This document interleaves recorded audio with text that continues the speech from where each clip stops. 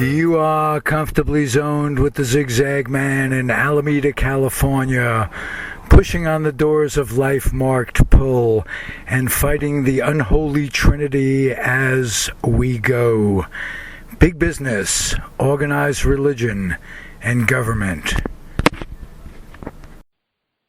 I am back, and you are comfortably zoned with me, the Zigzag Man, Ralph Tyko, Alameda, California, and Los Angeles, California today. We got both the North and the South covered.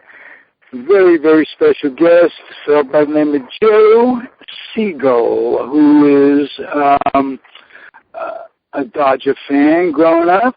Or was it an Angel fan, Joe Segal? It's World Series time. We've got to talk about that first. Okay, well, I've never really got into American League Baseball. I grew up with the Los Angeles Dodgers, watching Ron Say and Garvey and Sachs and later Oral Hershiser and Scioscia and the boys. That was my upbringing, and watching. My dad would take us to watch the Big Red Machine with Pete Rose and the Giants, and we'd always go and watch the Giants win every time. Unfortunately, they lost. Well, I don't remember it that way. I remember the Dodgers winning many, many times over those years. Giants did not come out in I guess it must have been 83 when Joe Morgan and Reggie Smith came back to haunt you guys a little bit. But aside that, just because I like to talk baseball and yak, what's your earliest baseball memory? You say your dad took you to games. Is there something you remember first? Early on player that you rooted for more than others? My earliest baseball memory. Let me see. I remember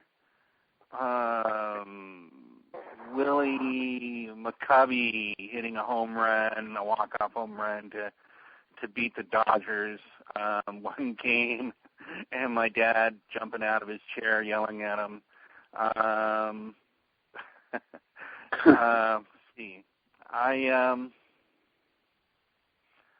don't know. I guess that was it. I remember that's a pretty good memory. That's the kind of memory as a Giant fan when I was a kid I like to hear. They left. Your dad was in Brooklyn and a Brooklyn Dodger fan, and he happened to have lived the rest of his life out in California. I was a San Francisco Giant fan, and I happened to live the rest of my life in Northern California. So from the standpoint of missing the Dodgers and Giants, I only missed them in those years between age 10 and 15. That was no big thing. Well, yes, it was. We were inordinately disappointed as kids and as a city to lose the Giants and Dodgers. And I talk to people every day on the internet that in baseball sites and what have you, old Giant fans, old Dodger fans, who are very, very mad at baseball, at certainly Walter O'Malley, Robert Moses, the city planning guy in New York, the parks and highway guy who basically wouldn't negotiate with either O'Malley or Stoneham. And so my loss as a kid was your gain, and I'm happy for you. Well, thanks for your sacrifice. That was very, very good of you people. Well, yeah, I know. It's all I could do. I live to give. That's my dad was upset about it too. But he came when he came out here. It was because he was discharged to California after the Korean War. And so then his folks, my grandparents, moved out here to get away from the cold weather and set up home in California. So I remember my folks telling me about going to see the first game at the Coliseum here in L.A., where the Dodgers first. Oh, wow. Yeah, and they were there, and what was his name? Campaneris, the catcher. Campanella, Roy Campanella. Right. And he was a great catcher. So all the youngins in on his history. The winter they were in the process of moving, which was 1957. Campy owned a liquor store up in Harlem. He was a catcher and a great one. Towards the end of his career, but still a tremendous slugger in his day. And he owned a liquor store in Harlem, had a few to drink. In those days, it was commonplace to have a few to drink. One for the road, this, that, and the other thing. And got into his car. It wasn't either the car didn't have seatbelts or he wasn't wearing his seatbelts. It was an icy night, and he was headed out to his home. I think it was on Long Island, and he skidded on the ice, and horrible accident. Became a paraplegic for the remainder of his years. Lived in a wheelchair. And but he was a great catcher, and the night you referred to was wonderful because it was the Coliseum, so I think it was like 93,000 people. And you want to tell us about that night? What's that? You want to tell us about that night? Or I don't. All I remember is hearing my parents tell me about how they were there and how moving it was and how they cried and it sounded like something really special to be at. And that was just 93,000 people. They had everybody light a match in the Coliseum and honor Roy Campanella, who had never really played in Los Angeles. So I thought that was for someone, Walter O'Malley, who had literally torn the heart out of a city, certainly out of the borough of Brooklyn, and really ruined a great rivalry between the Yankees and Dodgers and the New York Giants and the New York and the Brooklyn Dodgers. For him to do that showed some class for him to arrange it, and it was great. So I'm glad your parents got to see that. That's very good. Just your dad or your mom too? Yeah, both, and me too. And so it was those good days. Growing up, going to the ball game. My dad owned a liquor store, like Campy did, but he had a liquor store in Compton for about 30 years. And so the liquor distributors used to give him free tickets to Chavez Ravine. And very nice, very nice. Mm-hmm. Yeah. What did he pass on to you to make you the liberal that you are? Because you're an activist. You're I wouldn't put the word socialist into your vernacular without your permission. Would you? Are you? But you're basically that. You're for we the 99%. I'm not far off on that. If we had to give me a label, and I'm not a big fan of labels, I would say I'm a democratic socialist. I believe in the people having the power, and so in principle, that's how everything should work, where we get more done when we do more together, and we protect each other, and we protect the weak and the vulnerable, because unrestrained capitalism inevitably, or it doesn't matter what the system is, whether it's communism or socialism, totalitarianism, anything that is unrestrained and by the people, the will of the people, inevitably leads to the weak being taken advantage of. And so whatever the system is, I think the most important thing, Ralph, is that the people... I'm listening. I'm enthralled by your clarity and your succinctness. Go ahead. Thank you. I think that the most important thing is that the people be informed and participate, whatever system of government, because to me, government is, I see it like a metaphor of the human body, and the government is the mind. And in order for the mind, the brain, to be healthy and function properly, you have to have a good circulatory system. And because the blood brings oxygen to the brain. And right. The people are the circulatory system of any government. And we have to flow into and, equally importantly, out of the government in order for oxygen to flow to the brain, in order for new ideas, new perspectives, and I think, importantly, the human experience of living in society with all the challenges of paying our bills, crime and punishment and taxes and laws, to be present in the lawmaking of our system, of our government. People have to have a fresh experience of that. And so I think that in order for governments to work, we need people to participate. And we need people to be aware and informed of how government works, how it should work, so we can hold people accountable when they're stealing from us or when they're taking away our civil rights.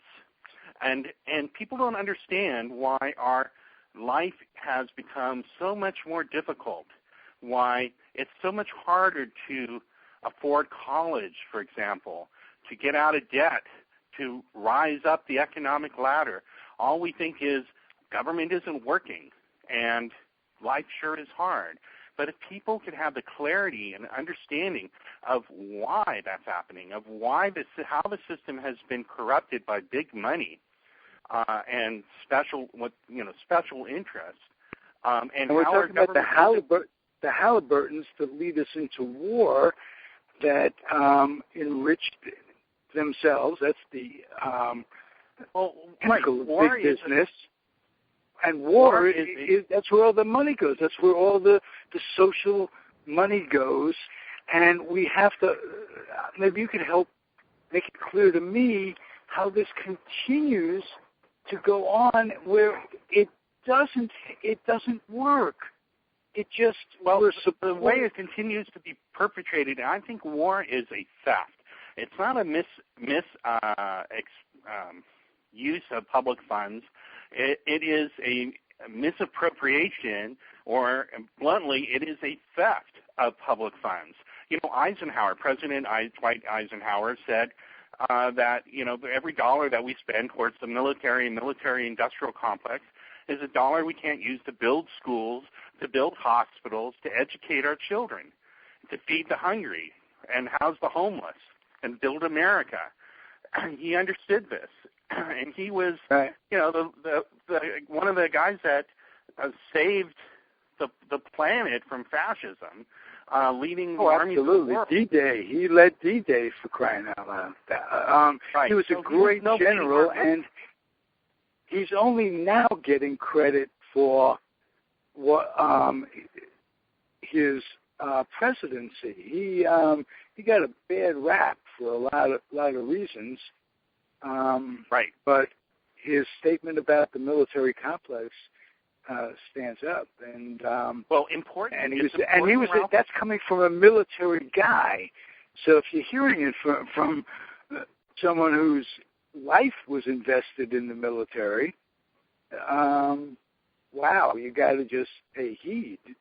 And so as I see it, and maybe you agree or disagree, as long as big business is supplying the money for these campaigns and overwhelming the grassroots campaigns in our society, not just federally, but on a state level, and certainly on the city level here in Alameda, we've been going through a horrible administration, and there's a grassroots woman that I support who's a very liberal Democrat and has a good human heart.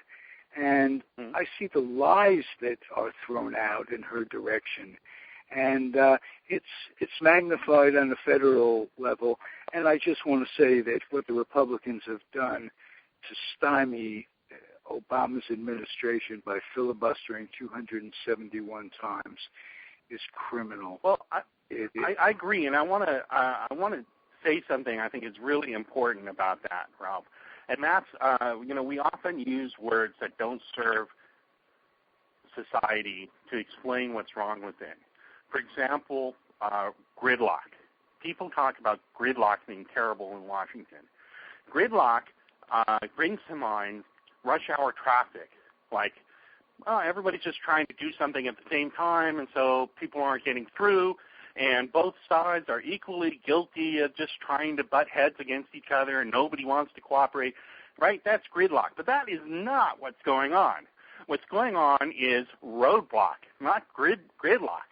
What's going on is the Republican Party of today has made a conscious decision to dismantle the federal government so that they can eliminate regulations. Another word for regulations are laws, okay? So they can dismantle the laws that restrain giant corporations from exploiting labor to reduce the cost of labor. That's how much you and I make for working. Right. I knew that.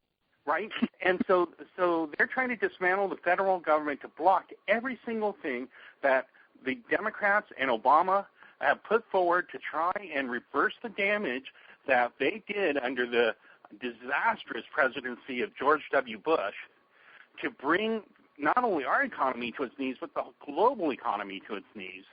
And had they not made this decision, which I think is at the least un-American, at the most treasonous, to stop all progress in the federal government, we would have, like extending unemployment insurance, we'd have 200,000 new jobs.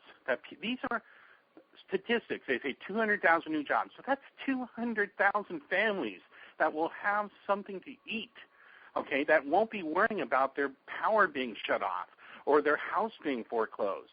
It's not a statistic. Or sleeping, taking their kids and sleeping on the streets. The homelessness. Yes, these are tragic stories of 200,000 stories of human tragedy foisted upon America unnecessarily because they want power so bad that they are willing to roadblock, not gridlock, America, and keep people from getting into the middle class. Ralph, it is criminal negligence of our democracy. They want to keep people from getting into the middle class so they can get into power. So they keep students from being able to refinance their loans to the lowest available market rate. They say they believe in the free market. That in itself, right? If you take an average student in 1975 that took a loan out, has paid it back 5 times over by now, and they owe 5 times more because of the interest. They owe 5 times more than they borrowed. So right.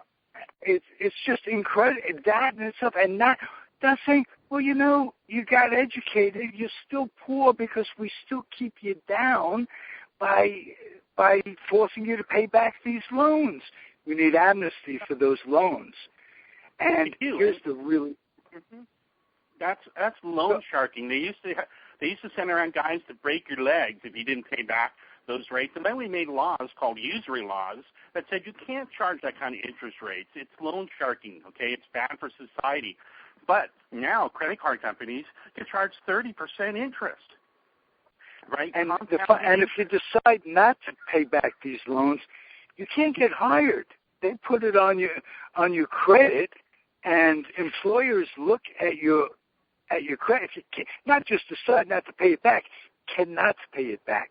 Do not have a job, cannot pay it back. They'll put it on your record, so you can't get a job.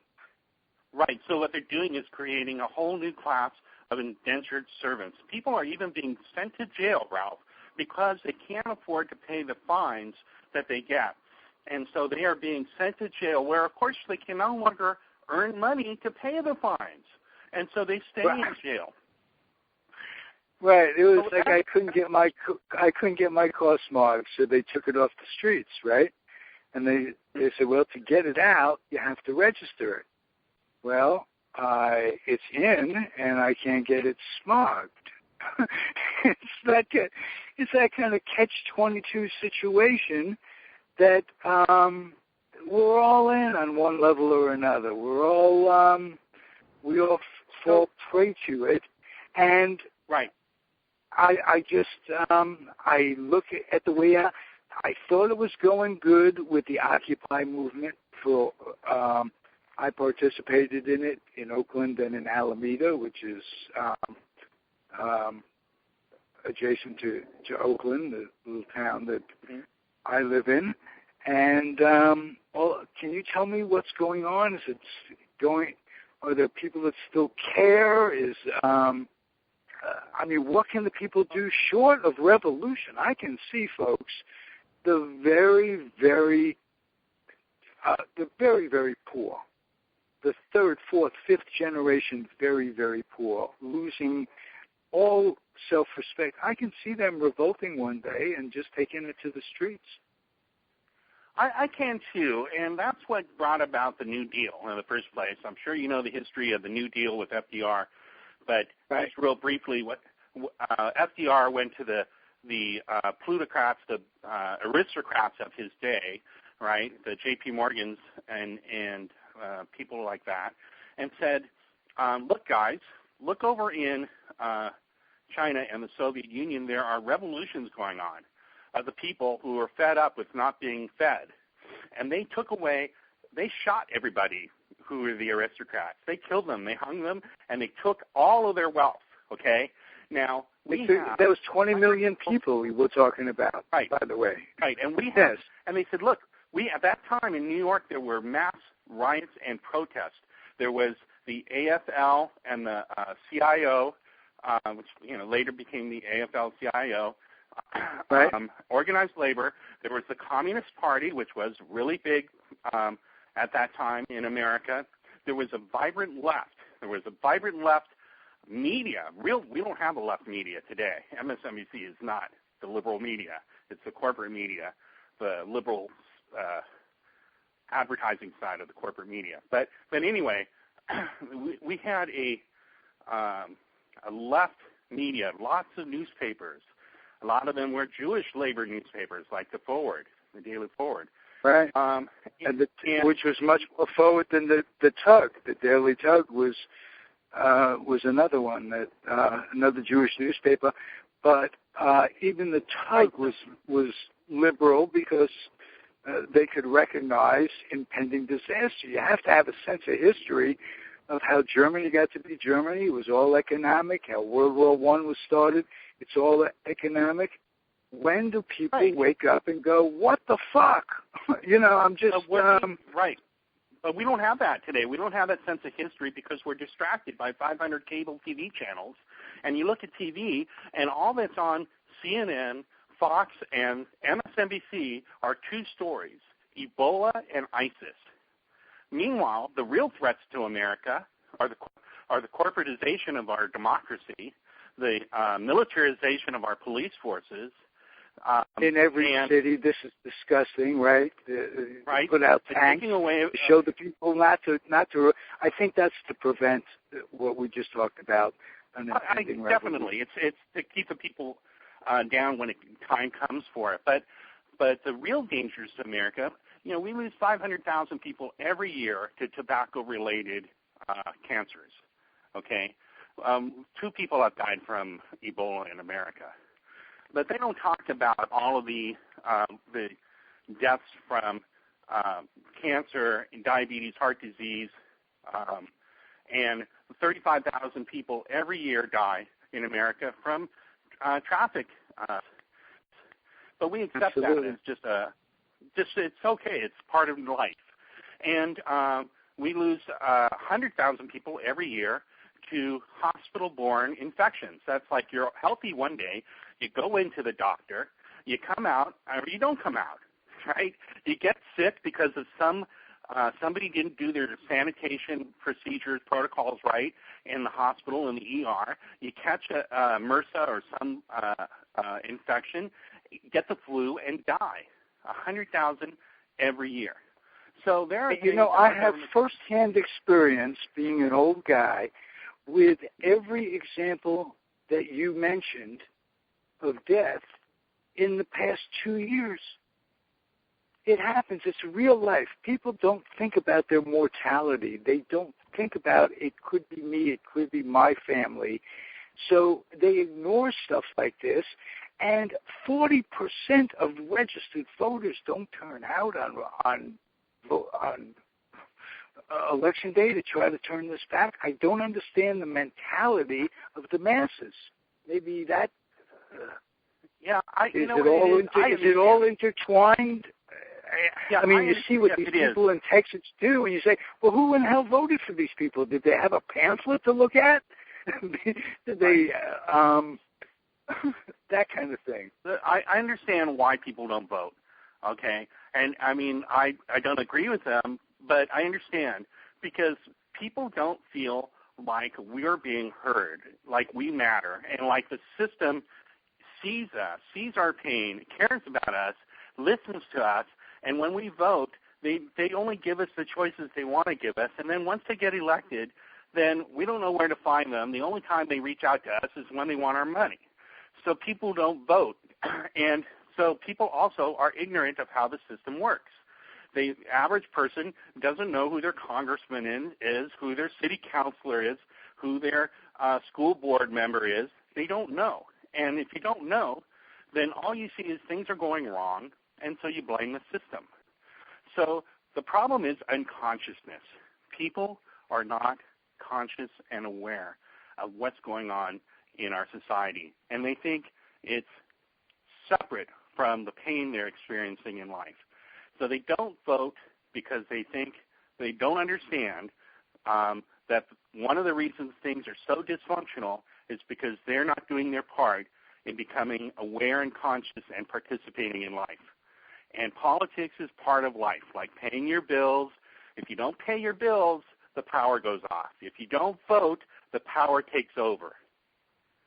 That's a very good expression. That is very well put. Thank you. Yes.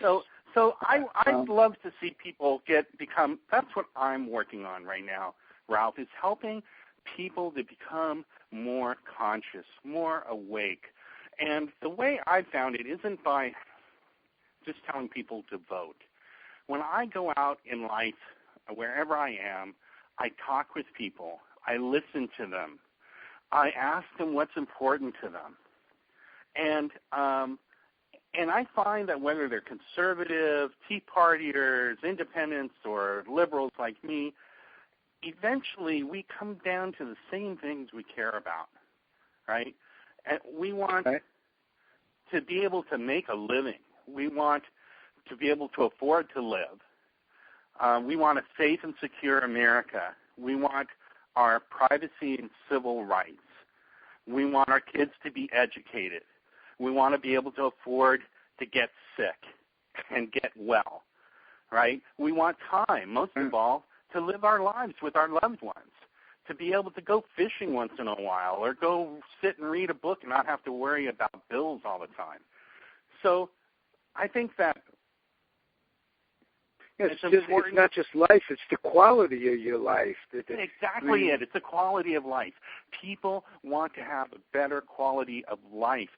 And in countries like Finland, they have that. They recognize that. That's why they will give people a stipend for basic expenses. That's why they pay people to go to school to better their lives. Here, not only pay them, but they educate them for nothing. And here you have to get into debt to go to school. And when you come out, I think it's an economic draft because to fund that war that we talked about with humans, you got to make things so hard for them to get a job that a job in the army looks good. That is to them. Yeah, it is, and it's like you said, like we were talking about, it steals money from society, and they've got it down to a science. When getting back to Eisenhower, when he said, President Eisenhower said, warned us against the military-industrial complex. The speech actually originally referred to the military-industrial congressional complex. They made him scratch out the word congressional of his speech so that he wouldn't upset the powerful, okay? But he understood that they were in cahoots together, right? Right. What they've done is they put the military industrial defense contractors in the districts of the House Ways and Means Committee of the important congressional committee members who decide how much to spend and with who. And they spread it across the country so that every state has some stake in maintaining the status quo in order for that money to get spent in their state and those Congress people to keep their jobs. Oh, wow. So you could play the game, which is the game of politics. Right. Hey, let me ask you this: What was your first politician that you went for? Was it Bobby Kennedy? No, I'm younger than that.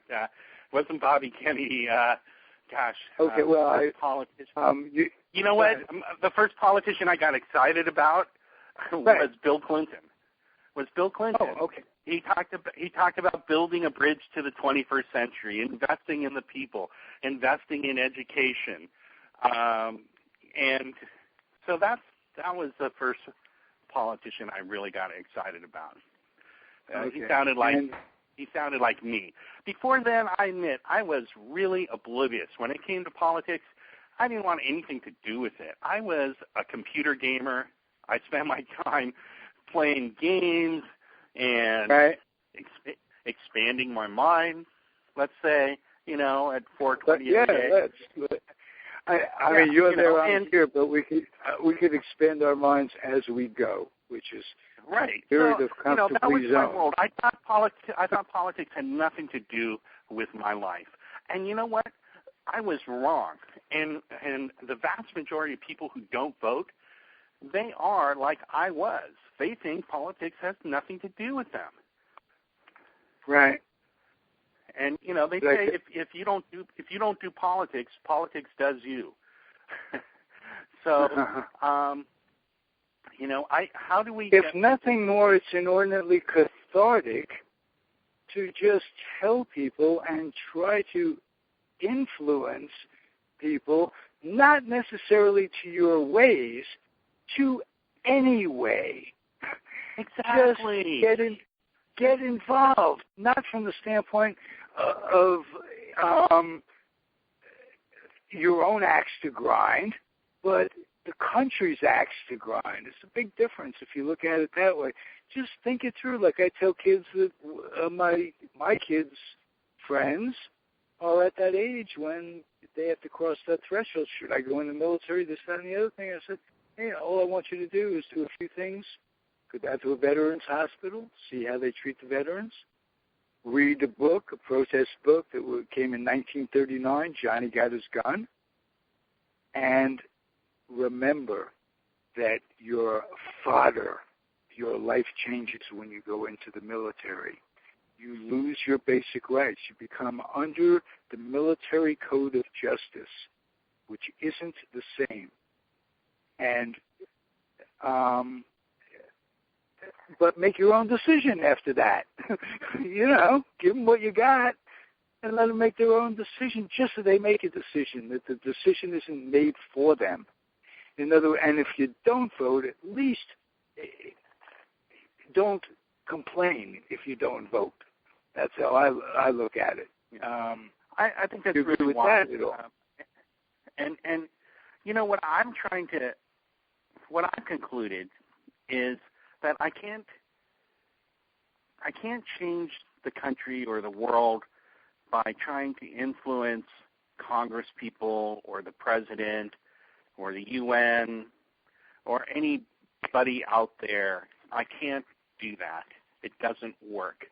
But I can listen to people all around me where I live, at the market, in line for the post office, at the club I go to. I could, the people I live with and around, my neighbors, I could get into conversations and listen to them about their lives and their needs, and then talk to them about voting and how we can take everything back if we just all participate, and how there's room for everyone's opinions if we just participate. But if we don't, if we sit it out, then other people will who don't have our best interests at heart. And then what I do, Ralph, is I share my conversations with people through social media. I share my experiences that I have with people in my life and talk about the human interactions and the things we have in common with people, and then that resonates with people. They hear that, they see that themselves, and they tell me that they do the same thing. And some of them are doing more of that now. They share that with me, that they're going out and listening to their neighbors and talking with them. And I think that's the revolution. It's a revolution of consciousness. It's a revolution of people listening to people. We want our government to listen to us, and they don't because they're too busy trying to get money to get reelected. We need to listen to each other. We have to change that system too, don't we? Of how people are elected. Yes, we need public financing of elections. We can't fix Congress because it's already fixed. It's rigged. Okay, but right. The only thing we could do is push for candidates who support public financing. Okay, because the Supreme Court has said that money equals speech, which we know is bullshit. Okay. Right. Corporations are people at this point. And corporations are people and money equals speech. But if money equals speech, okay, now check this out. If money equals speech and the Constitution guarantees us the freedom of speech, free speech, then it would follow logically that we are guaranteed free money. Right? If the Scalia and the Supreme Court says money equals speech, and the Constitution guarantees us free speech, then we should all be guaranteed free money. So that is the argument for public financing of campaigns. If we need free speech and the Constitution guarantees it, we must all be given a stipend, a voucher, say for $25 each, every citizen, that we could then donate to any candidate or party we want. And that, in aggregate of the total, will balance out against the billionaires. Yes. I've never heard that, and that's terrific. Is that your idea? Yes. Well, no. My idea was the rationale for public financing being that money equals speech, then free speech being guaranteed, we should have free money. That's my idea, that rationale. Well, that's what I meant. You couldn't have vouchers without that idea. Right. That was my idea. But vouchers is something that's been proposed by many other people, including Lawrence Lessig, who's a champion of this, and So I think we need to find candidates and who support these, public financing, and then build coalitions around them. But it's going to take years of building grassroots groups, and whatever the group is, whether it's a Rotary Club or a political club or a movie club, people have to start getting out of their homes, away from their computers and phones, talking to each other about life and school and politics, and then finding charismatic leaders who understand what life is like for Americans today, and then voting them into office. So that's what I think is gotta happen. Did you think Clinton, and did he disappoint you? And did you think he became, in essence, a Republican? And I think that he, they say he triangulated and moved to the right and the center in order to get elected, and I'm sure he did. I was really opposed to his welfare reform that kicked a lot of families to the streets. But so to that extent, he disappointed me. With his personal life, I could care less. No, I don't care. I don't care about his personal life. That's not what I meant. And are you disappointed in some ways? Given everything we've talked about, we both know how the Republican Congress is just absolutely not stonewalled. That's not the word. It's worse. But are you disappointed in him despite that? Or are there things he could have done better? And I'll spend as much time as you want on that, and just leave enough time to talk how you feel about Bernie Sanders versus Clinton, and I really don't want to talk about. Well, that's. I really don't want to talk. Okay, I really don't want to talk about President Obama. I think too much time is wasted on that, on whether he is a liberal or not, and whether he's disappointed or not. He's up against a party that's decided they don't believe in government anymore. Okay, you can't really. It's like saying you have a baseball player. Can't be judged. There's no score. You can't keep a score going on. It's like, Ralph. It's like saying you got a baseball player and he shows up to the plate, but the pitchers decided to walk him every pitch, and you say, well, how good of a batter is he? Or I don't know if that's the best analogy, but maybe the pitcher decided not to show up. Okay, that's the Republican Party. They've decided not to play the game anymore. So you can't judge the batter when the other side isn't showing up on the field. So I'm not walk him. I'll give you a better analogy. If the pitcher hit the batter every time he showed up, not walk him. Exactly. Exactly. You're right. So I want to talk about the people, because that's what we need to do. The people have let me down. The people have let ourselves down because we haven't organized, and we haven't complained, not to each other. It doesn't do me any good to complain on Facebook or Twitter. It does. People say, don't complain to your congressman. You might piss him off. You might alienate your state assembly person. They'll never do anything for you. Don't speak out. Don't tell the president what you think he should be doing, because he's got enough on his plate. And you have to support everything he does. And I'm like, no, that's not how democracy works. We have a voice. We should use it. We should. If you complain to somebody who can do.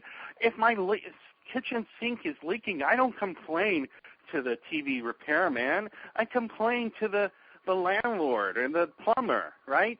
I complain to your elected officials, or if you don't complain, get ideas, help them, volunteer. It's the people that are supposed to have the power in a democracy, in a republic. We have to exercise it, and that's who's let me down, okay? And it's because, and the media is part of the blame. The media is hypnotizing and brainwashing people to accept the bad information and conservative ideology that says that there's scarcity. So the only thing you could do, like George Bush said after 9/11, don't worry, everybody, we got this handled, just go out and shop, right? Like the only thing we could do is be consumers. That's all we can think about. Right. Right. But we're not consumers. We're not consumers. We're human beings. And we need, there's more to our lives than buying things. I tell you, when I felt depressed, I thought, and I'm making good money, I'm going to go out and buy a bigger TV set, right? And I get my bigger TV set, and I'm excited with it for about a week. It doesn't make me happy. I get a new car, and I'm really excited about it. I'm driving it for about a week. I'm still not happy. People think that more will make them happy. And so we find out that more doesn't make us happy, so we get sick. And America is now, almost everybody's on antidepressants. Everybody's on some kind of medication. Yeah, that's another thing, that with side effects that are worse than your depression, that cause even more depression in many cases. And that if you're taking a medicine to counteract the suicidal feelings that the first medicine gives you, they're using you as a science kit. That's all it is. And then we work our asses off. Right? We work our asses off so we can make more to pay the debt, to pay the credit cards, so that we will be handsome or pretty, desirable to others because the TV tells us so. We will be happy. We can afford to buy that new gadget, the new iPhone, the new whatever, and we're constantly unhappy. And we're unhappy, so we think maybe fame will make us happy. Maybe money will make us happy. But you know what makes people happy is having a purposeful life. It's having connections to other human beings. That's why in Finland, they pay citizens to join neighborhood clubs because they understand people having connections in their community builds a healthier country and communities. It's important to health, human health.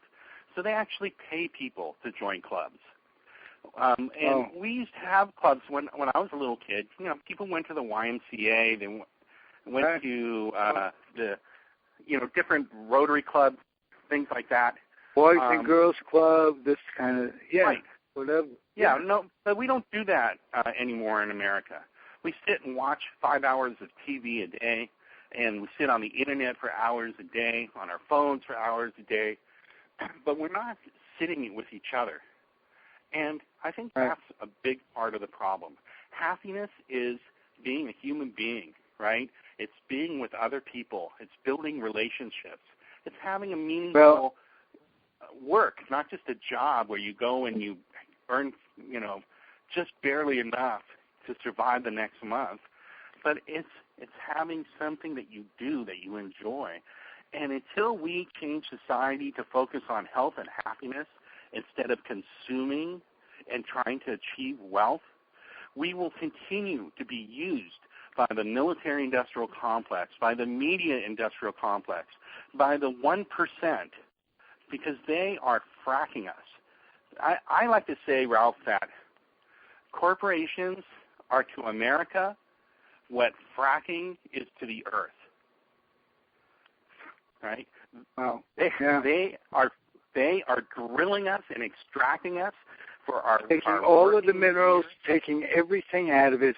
My uncle used to say they will drill your kishkas. I don't know if that's exactly. God bless your uncle. Right? Exactly. They will drill your kishkas. If anybody doesn't know what that is, go to Leo Roston. He wrote a great book about translating Yiddish into English, which is an impossibility in itself. But it means they tear your innards out. That's what they do. That's what bosses do. They will get everything from you. The big fight in this country, in this world, has always been labor management. And it's the same thing. They are just big business, and you work for them, and you can't take pride in what you do anymore because you're being beaten down. and they try to squeeze every nickel, so you're not going to want to do well, and you're going to cause them to fail by so doing. If they would pay a decent wage to the people at McDonald's, you could understand how people wouldn't be upset because they work 40 hours and they can't have a house and a kid and raise a family. And they have an expression, the working poor. Can you imagine working poor? Yeah, we have to eliminate that from the American lexicon, from the human lexicon. Nobody on this planet should be the working poor. And, my phone's about to die, Ralph, but I just want to say, maybe the last, that I think we need to move away from wages and jobs to employee ownership, okay? And these are commonly called co-ops, cooperative businesses, where employees either get a profit share or they get a vote in how much the products are sold for, what products you sell, how much the CEO gets paid, so the CEO doesn't make 500 times more than the average worker, and you have an ownership stake in your business. People who are partners in their business in these co-ops, they tend to stay there, and they're happy, and they're healthier, and there's no turnover to have to keep retraining new workers.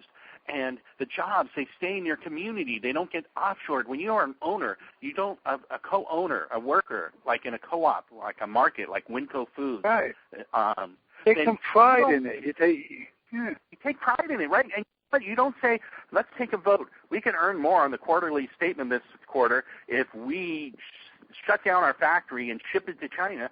They're like, screw that. I want to work here, and my kids are going to work here after I'm done working here. I'm not shutting down my factory and moving it to China to make a few more bucks for shareholders.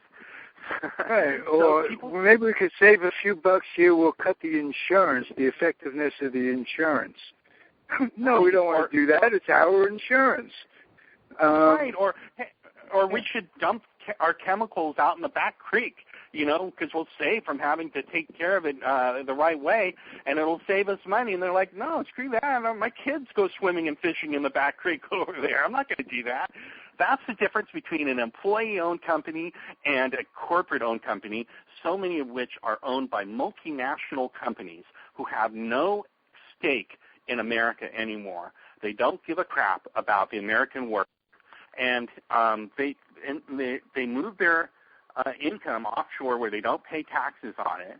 Burger King is a good example. Burger King just went up to Canada, and they still sell us the same crap, and they don't pay taxes here. And people continue to buy. Thank God Obama, one of the things he did, one of the many things he's done well, is he just signed an executive order to stop companies from doing that. It's called inversion. And so, I think the Treasury Department created some new laws to stop companies from screwing the American people. So, but that's why I think we need to move away from jobs, which are people who, are working to make somebody else rich and are so afraid to even ask for a raise because they might get fired and replaced with a lower paid worker, that they won't even ask for a raise anymore, right? Because they live in fear. And instead, companies that are employee-owned, they take votes and they say, well, let's make a decision. How much can we afford to pay ourselves, right? What do we want to invest back into the company so that we can continue to grow? And then they make the best decisions so that it's fair and they're sustainable and their companies don't go under. And so the more we can move to employee-owned companies, Ralph, the more we will have healthier communities and people in America and a stronger economy. Jobs, I think, are just a way of, companies exploiting workers to suck the wealth out of labor up to the very top. Because right now we're fighting for a minimum wage. We shouldn't even have to talk about a minimum wage. We should be. We did this shit in feudal time. We did this shit in feudal times. They didn't learn from that by now. It's craziness. You're absolutely right. Right, and the Republicans want to do away with the minimum wage.